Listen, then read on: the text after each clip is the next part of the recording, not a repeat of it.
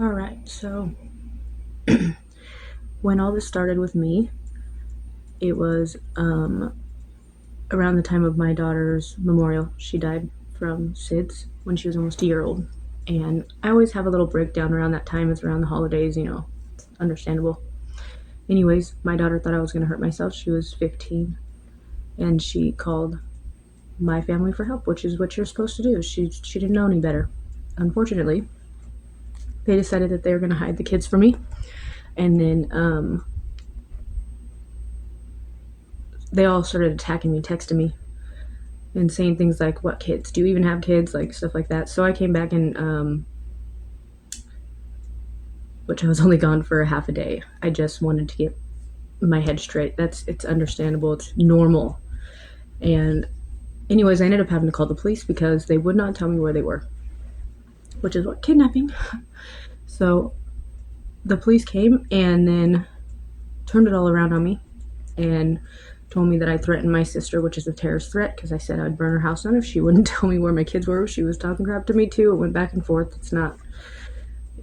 But anyways, he said that if I didn't take a few days and let everything calm down, then I would go to jail. Or I would go to jail, or I could just let everything calm down and then I'll get my kids back. And I quote, or I'll go get them for you, he said. It was all a lie. It was all a trick. So I did that though. And I came back, I got the kids back for a day. And then they showed up with emergency papers the next day to take them. And I quote, because I abandoned my kids. Which is so crazy because I would never leave them. Why would I call the police to find out where they were if I didn't want them? Wouldn't I thank them? Anyways. So that's how all this started. I couldn't understand it. I couldn't understand how, without even speaking to me, that they could do something like this.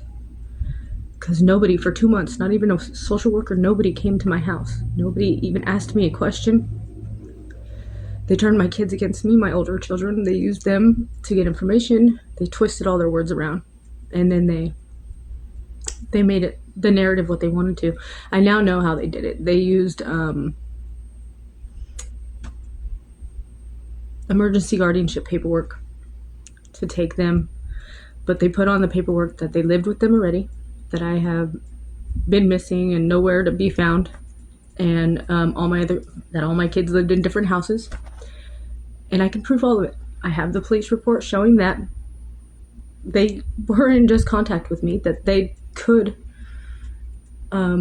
reach me. They knew I was coming back. We had an agreement, and none of it matters though, because nobody will look at it, and this, amongst other things, like the judge forced me to do a hair follicle test when I haven't even given a dirty test. I tested randomly for 2 years and nothing. I've done program, I've done parenting classes, I've done everything that you can think of, and it doesn't matter. It's all games. And